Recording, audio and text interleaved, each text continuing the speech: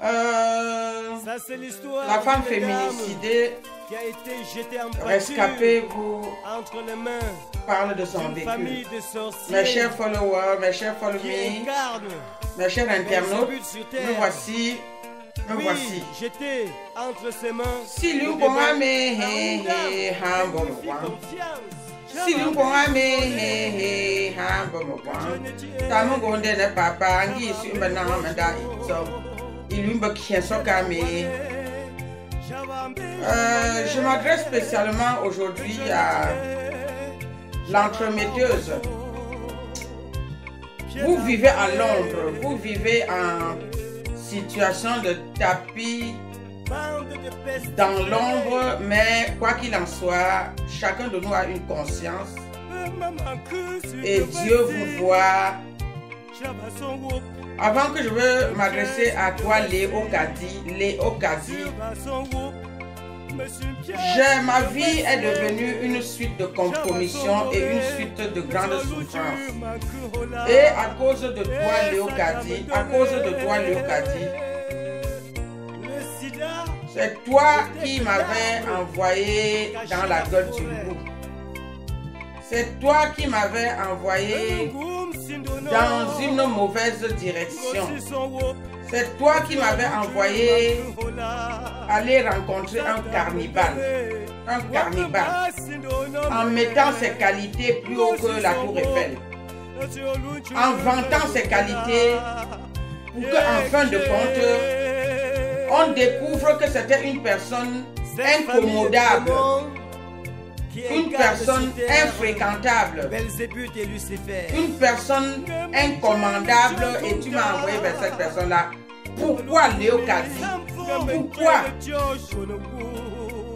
Tu fais ça à une mère d'enfant, une mère de famille, ou bien c'est l'intérêt de ton cousin meurtrier qui était plus propice que la vie d'une mère de famille? Qu'est-ce que je vous ai demandé? Tu m'as envoyé à ton cousin, chômeur à son état, squattant encore chez papa et maman à son état. Malgré cela, je me suis engagée parce que je t'ai fait confiance. Je t'ai fait confiance parce que j'ai cru que ta parole méritait la confiance. Je t'ai fait confiance et je suis allée entretenir cette relation du mois de février 2000 jusqu'au mois de février 2002. 2 années au cours de laquelle j'allais le voir constamment au Cameroun. Et je n'ai pas besoin de vous le dire. C'est moi qui finançais mon billet d'avion. Et j'y allais avec les mains pleines de cadeaux. Et j'arrive là-bas, je trouve que quand il n'a rien, je m'occupe de lui sans arrière-pensée. Je sais seulement que Léo Kadi m'a dit que son frère était un responsable et devait être un bon mari pour moi. Rien qu'à cette idée-là, je me suis investie corps et âme sans rien demander à qui que ce soit. Une fois le mariage s'accomplit, une fois il me passe les bagues, les alliances achetées par moi dans le 18e arrondissement, les costumes achetés par moi dans le 18e arrondissement, son costume à lui, mon costume à moi, même nos habits pour nous changer après le mariage. J'ai tellement dépensé que c'était même de la folie. C'était plus normal. Donc tu m'avais comme ça envoyé vers un sorcier, un marabout et un tueur. Hein, maman? Puisque je suis allée de découverte en découverte jusqu'à le poteau rose s'est dévoilé en moi en 2008.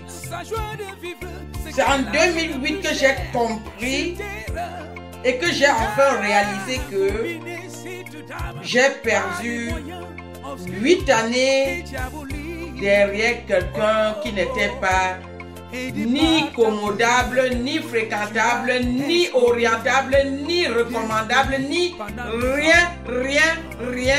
Et il était plutôt bon à squatter chez ses parents jusqu'à ce que la mort vienne le terrasser. Puisqu'il avait déjà presque les 2 pieds dans sa tombe quand je suis arrivé vers lui. Tu m'envoies aller sauver un déchu de l'enfer au détriment de ma vie? Peux-tu dire que cet homme-là vaut que moi?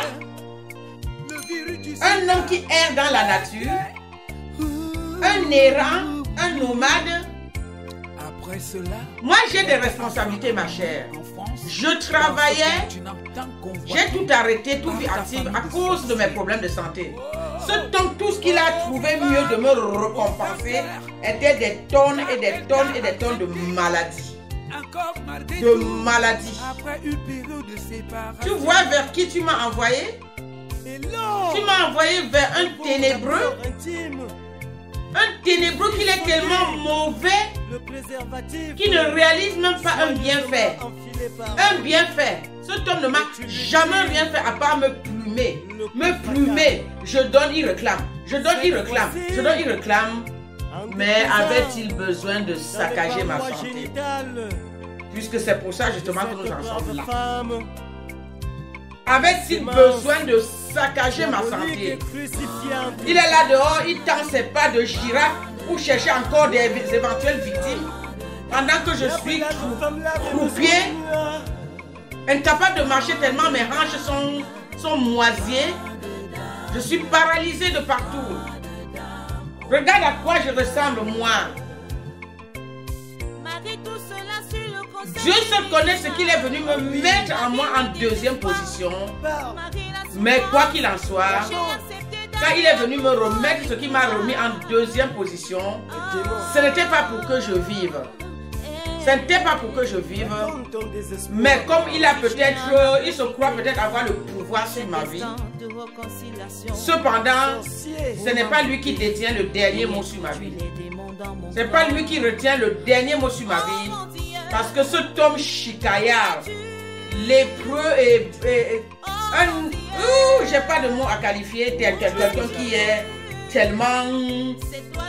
tellement l'incarnation de Lucifer. J'ai pas de mots à le qualifier. À part celui qu'il a eu une chance qu'il ne le méritait pas. Il ne méritait pas avoir une femme, encore moins avoir une femme que c'est elle qui casque ses sous derrière lui.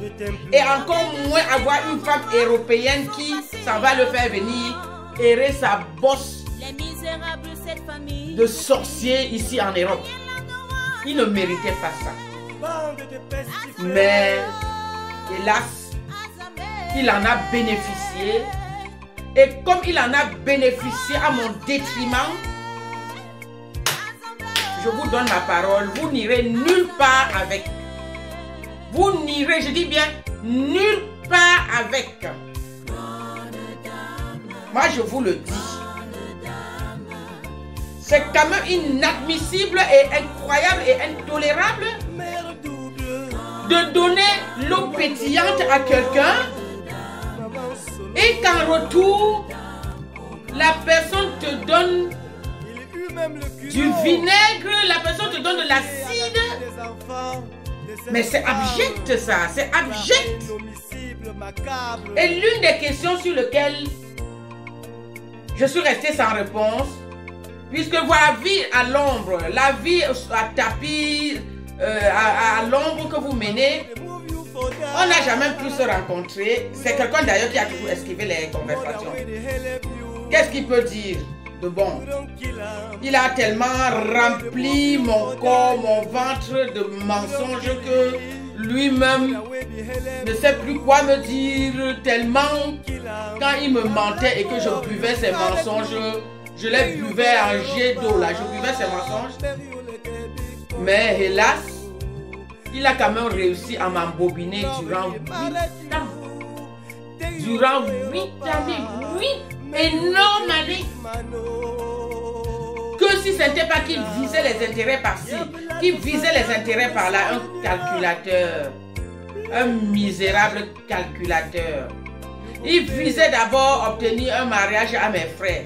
Il visait d'abord entrer en France à mes frères.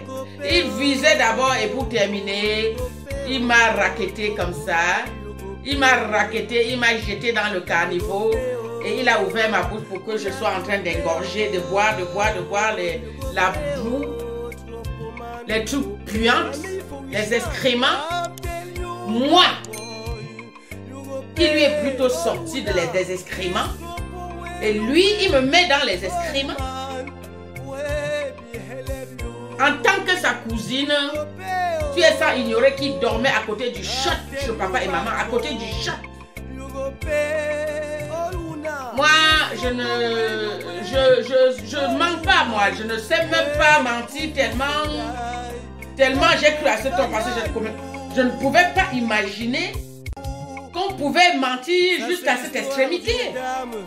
Jusqu'à l'extrémité de mentir une femme que dès que tu claques le doigt, il m'a fait, il me dit j'ai envie de toi. Je laisse mon travail. Je m'en vais obtenir mon visa à l'ambassade du Cameroun.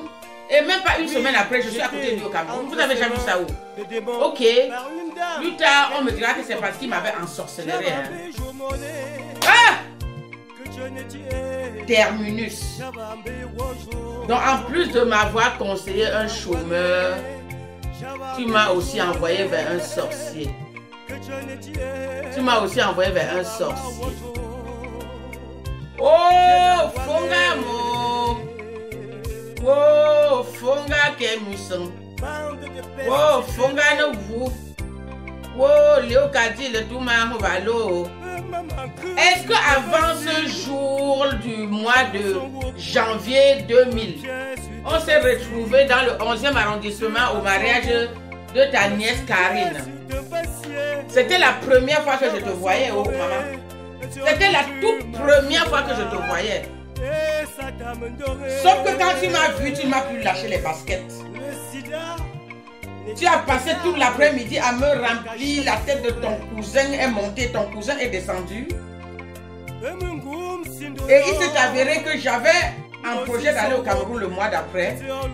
Et c'est comme ça que pile poil, j'ai pris ta proposition en considération. Et durant mon séjour au Cameroun, je suis allé le rencontrer tout simplement. Puisque tout avait été préalablement organisé et mis sur pied par toi, la Léo Kadi. Tu vis là que tu crois que je suis où? Que je suis devenu quoi?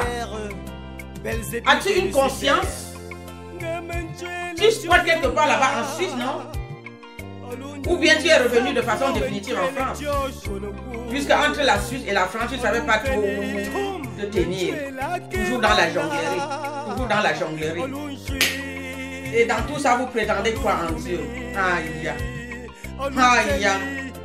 En tout cas, comme je l'ai dit et comme je le redis, si l'enfer n'existe pas, il faudra qu'elle se crée pour vous. Il faudra que l'enfer sur cette terre se crée pour vous. Je dis bien avant votre dernier souffle, où vous irez tout droit dans le feu de Cheyenne, là où les grincements dedans seraient vraiment avec raison. Avec raison.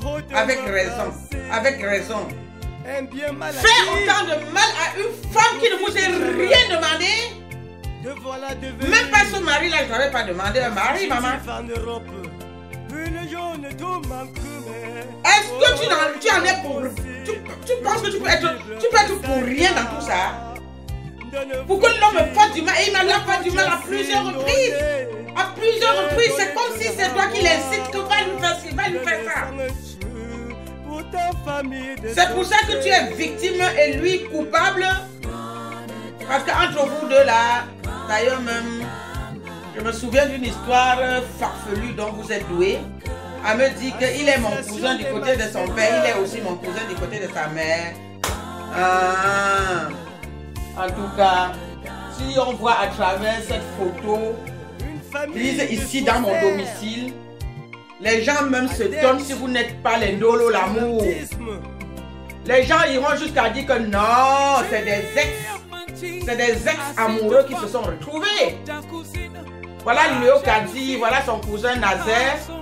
Et Léo Kadi est la personne qui m'a poussé dans les bras de son cousin Nazaire, le tueur, le sidéen sorcier. Les voilà qui se prélassent comme ça dans ma maison. Les voilà en train de se prélasser dans ma maison. Dans ma maison. Là où je vivais paisiblement avec mes enfants.